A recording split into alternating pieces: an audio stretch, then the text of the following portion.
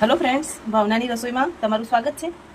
આજે હું તમારી સાથે વેજીટેબલથી ભરપૂર એવા ભાજીપાઉં પરાઠાની રેસીપી શેર કરીશ।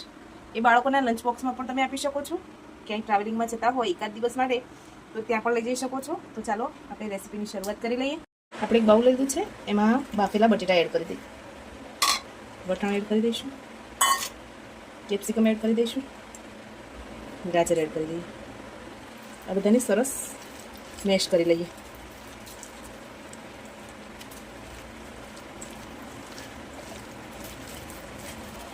હવે આમાં આપણે ઝીણા સમારીને વોશ કરીને રાખેલા લીલા ધાણા ઉમેરી દઈશું। આપણે આમાં બેઝિક મસાલા એડ કરી દઈએ। હળદર પાવડર છે, ધાણા પાવડર છે, કાશ્મીરી લાલ મરચું પાવડર છે, સ્વાદ પ્રમાણે મીઠું ઉમેરી દઈએ,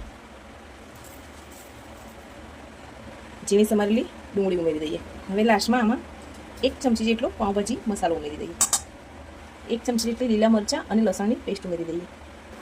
હવે આ ઘઉંનો જે રેગ્યુલર રોટલીનો લોટ હોય છે એ 1 થી 2 કપ જેટલો લીધેલો છે, ધીમે ધીમે કરતાં ઉમેરતા જઈશું અને હાથની મદદથી સરસ મિક્સ કરતા જઈશું। આમાં પાણીની જરૂર નહીં પડે। આ રીતે પરાઠા માટેનો એક ડો તૈયાર કરી લઈશું આપણે। બિલકુલ પાણી વગર આ રીતનો લોટ બાંધીને તૈયાર છે। હવે આપણે એને તેલ લગાવી થોડો સોફ્ટ કરી લઈએ।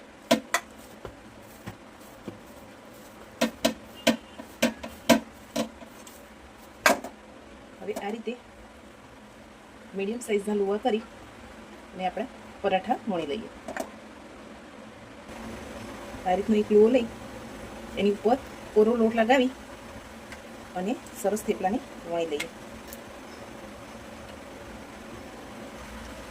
આ રીતનો મીડિયમ થીક પરાઠો વણી અને શેકી લઈએ। હવે એક બાજુ આપણી સરસ શેકાઈ ગઈ છે, તો પાઉંભાજીનો ટેસ્ટ છે એટલે બટર સાથે બહુ જ સરસ આવશે। તમે અહીંયા તેલનો કે ઘીનો પણ ઉપયોગ કરી શકો છો, મેં અહીંયા બટરનો ઉપયોગ કર્યો છે।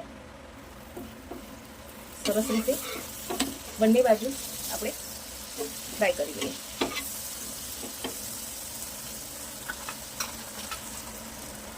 બાળકોના લંચ બોક્સ માટે બેસ્ટ ઓપ્શન છે। તમે પણ આ રેસીપી જરૂર એકવાર ઘરે ટ્રાય કરજો। વેજીટેબલથી ભરપૂર, સ્વાદમાં બી બેસ્ટ અને હેલ્થ માટે પણ બહુ સારા એવા વેજીટેબલ ભાજીપાઉં મસાલા સાથે આપણા પરોઠા તૈયાર છે। તમને આ રેસીપી કેવી લાગી છે કમેન્ટમાં જરૂર જણાવજો। લાઇક, શેર અને સબસ્ક્રાઈબ કરવાનું ભૂલતા નહીં। Thank you.